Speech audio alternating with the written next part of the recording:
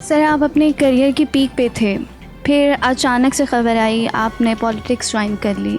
जी हाँ, पाकिस्तान को ठीक करने का शौक़ था और है और रहेगा इंशाल्लाह। खान साहब के भी तो आप बहुत करीबी थे, फिर अचानक से आपने पार्टी क्यों छोड़ दी? मेरे पे ऐसी तनकीद हुई कि जैसे खान साहब के बाद मैं ही सबसे बड़ा लीडर था पार्टी का। गाना कुछ भी सुनाना चाहेंगे हमें? भीगा भीगा सा ये दिसंबर है। हमारे साथ जो गेस्ट मौजूद हैं वो किसी तारुफ के मोहताज नहीं, सिंगर भी हैं, राइटर भी हैं, प्रोड्यूसर भी हैं और पॉलिटिशियन भी। अब्रारुल हक साहब, अस्सलाम वालेकुम सर। वालेकुम अस्सलाम रहमतुल्लाह। सर, कैसे हैं आप? अल्लाह का शुक्र, बिल्कुल ठीक। सर, आप मुझे ये बताएं कि आप एजुकेशन डिपार्टमेंट में थे, सिंगिंग में आने का शौक़ आपको कैसे हुआ? क्या आपको बचपन से शौक़ था या कोई फैमिली में था?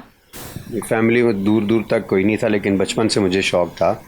स्पीचेस के सिलसिले में स्टेज पर आया मैं स्कूल में, फिर नातिया कॉम्पिटिशन्स में, हुस्न क़िरात में, और फिर आहिस्ता आहिस्ता म्यूज़िक की तरफ आ गया। That is how I came in music. Sir, मुझे ये बताएं कि आपने इंग्लिश गानों से स्टार्ट किया, उसके बाद में आपकी हिट पंजाबी एल्बम आई और फिर आपने कहीं इंग्लिश गाने आपने कंटिन्यू नहीं किए, वहीं के वहीं रह गए, क्या वजह है इसकी? अच्छा, आपने रिसर्च की हुई है। ऐसे बहुत सारे लोगों को नहीं पता कि कभी मैंने हार्ड रॉक म्यूज़िक भी किया है।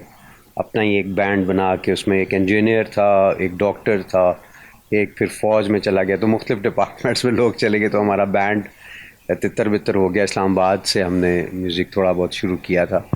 जी हाँ, लेकिन ज़ाहिर है जो अपनी ज़बान में मज़ा है और जो उसकी फिर पजीराई है, वो पाकिस्तान में अंग्रेज़ी गानों की पजीराई तो नहीं हो सकती थी। और उसमें तो हम बड़े स्टाइल की, बाकी सब लोग यही चाह रहे होते थे, तो मैंने उससे शुरू किया था, इसमें कोई शक नहीं है। लेकिन जिसको लोगों ने पसंद किया वो हमारा अपना म्यूज़िक था, फिर मैंने उसको कंटिन्यू किया। सर, आपने उर्दू गाने भी बहुत कम गाए, उसकी क्या वजह थी? जो हमारी मदर टंग है पंजाबी, उसमें मैं बहुत कंफर्टेबली गाता हूँ और उसमें मेरी पूरी ग्रिप है। उर्दू में भी ज़ाहिर है हमारी कौमी ज़ुबान है, उससे प्यार है, उसमें भी मैंने बहुत सारे गाने गाए हैं, बहुत सारे कलाम लिखे हैं। सैयां बिना घर सूना, तेरे रंग रंग, भीगा भीगा सा ये दिसंबर, और बहुत सारी चीज़ें। तो मगर जो हिट हुए ज़्यादा वो पंजाबी सॉन्ग्स थे।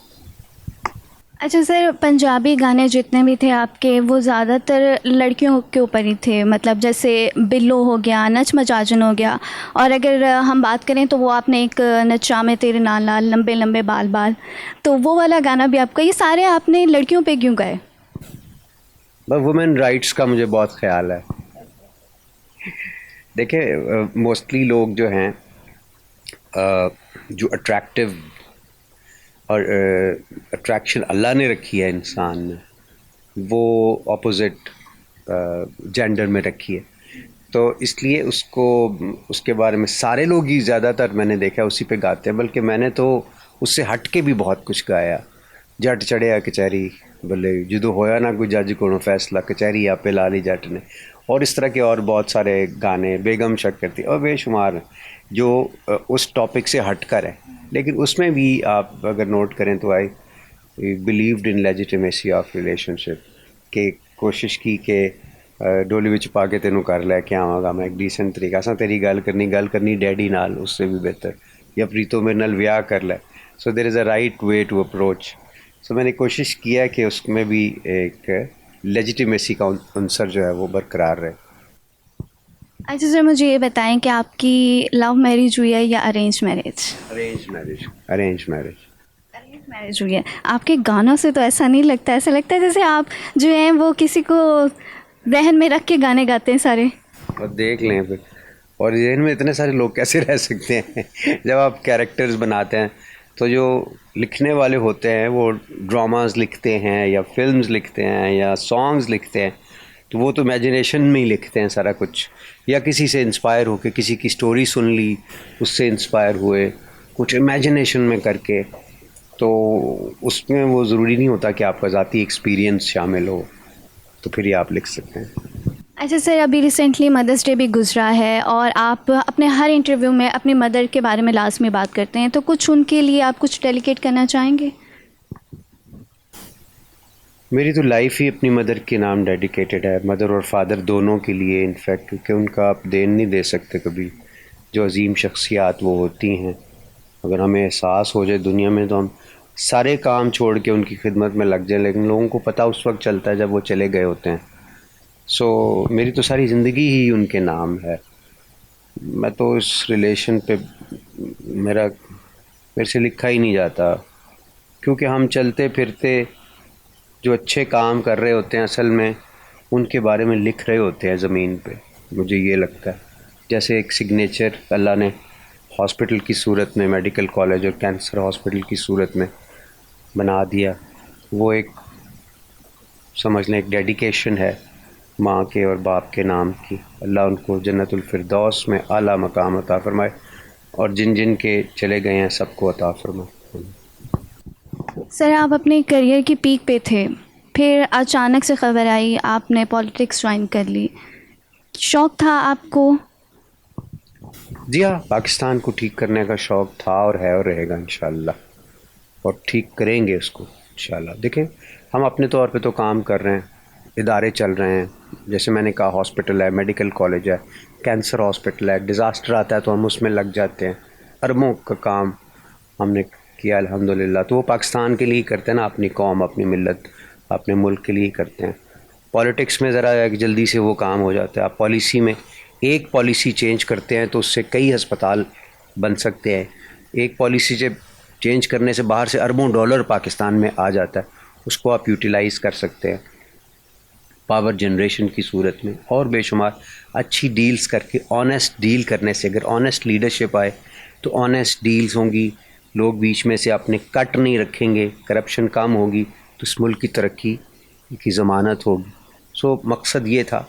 लेकिन जो हालात पैदा हो गए थे, हमें न सिर्फ के पॉलिटिक्स में अपना किरदार अदा करने और पॉजिटिव किरदार अदा करने में दिक्कत हो रही थी और मुश्किल नज़र आ रहा था, बल्कि जो एग्जिस्टिंग इदारे थे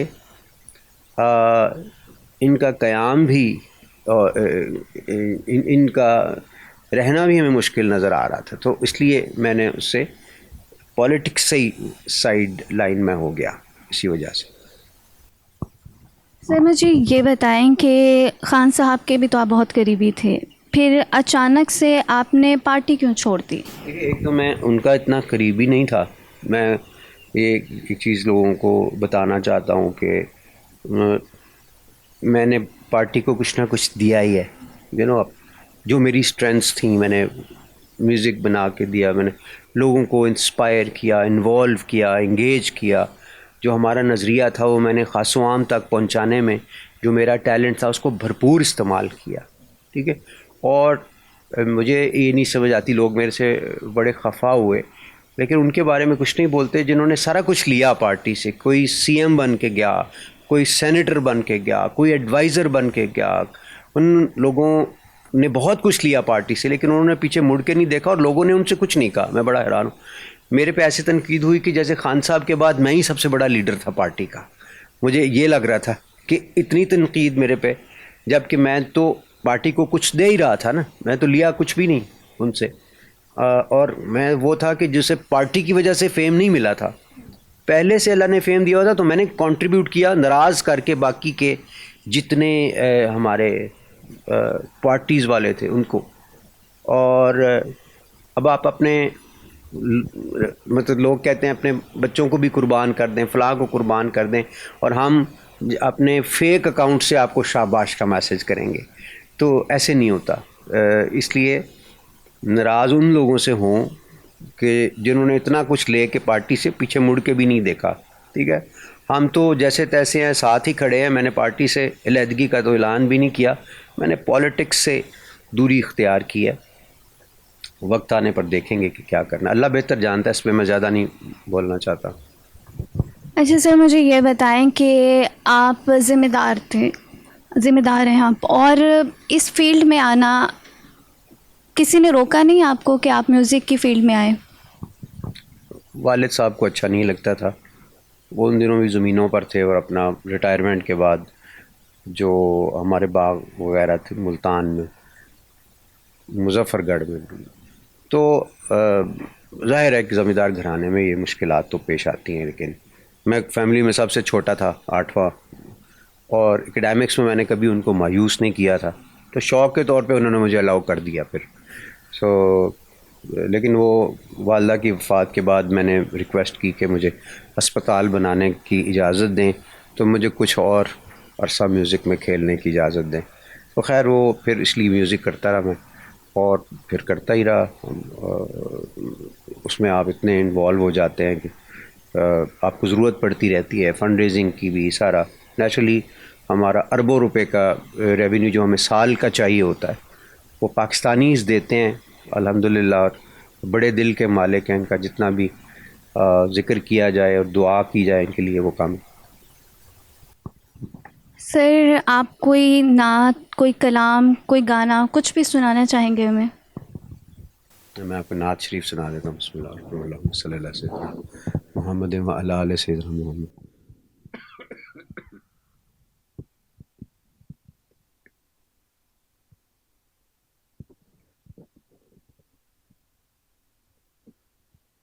रोक लेती है आपकी निस्बत,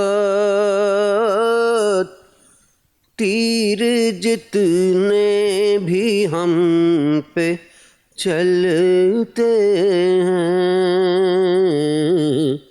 और ये करम है हुजूर का हम पर, आने वाले अजाब टलते हैं। वो समझते हैं बोलियां सबकी, वो ही भरते हैं झोलियां सबकी।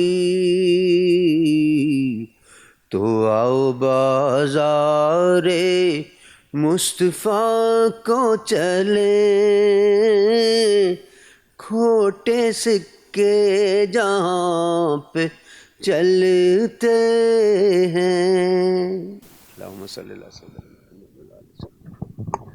बहुत अच्छी। सर आप मुझे ये बताएं, आप अपनी फैमिली में सबसे ज़्यादा किसके क्लोज़ हैं?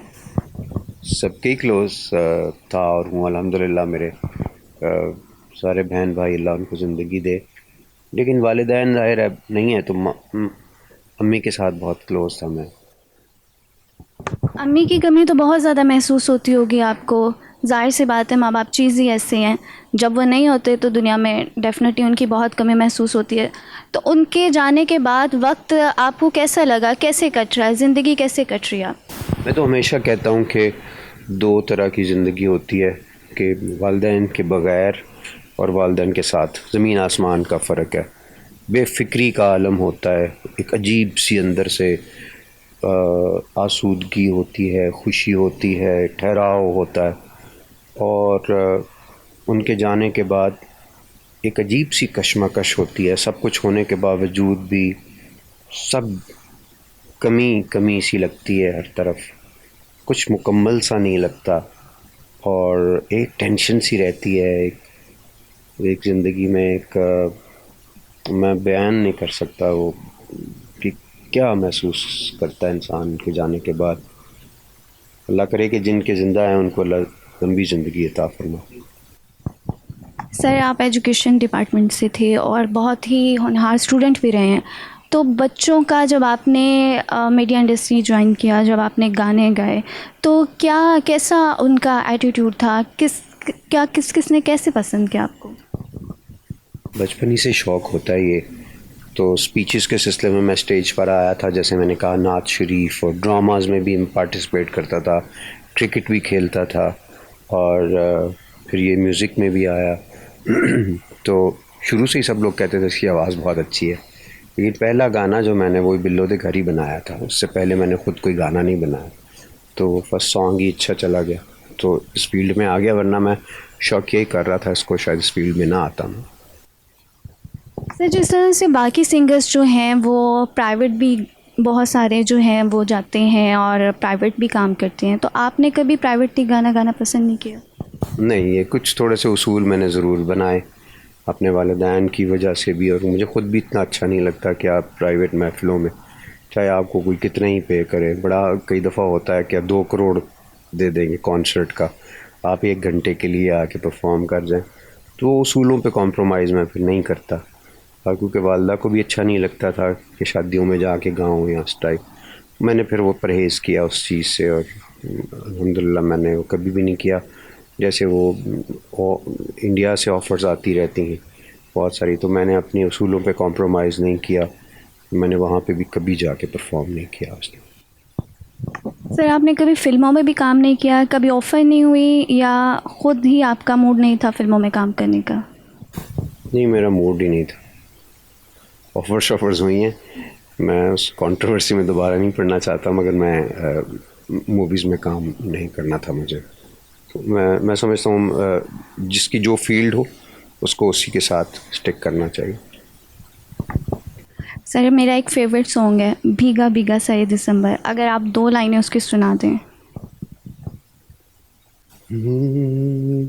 भीगा भीगा सा ये दिसंबर है, भीगी भीगी सी तन्हाई है, इन किताबों में जी नहीं लगता, हमको सजनी की याद आई है, भीगा भीगा सा ये दिसंबर है।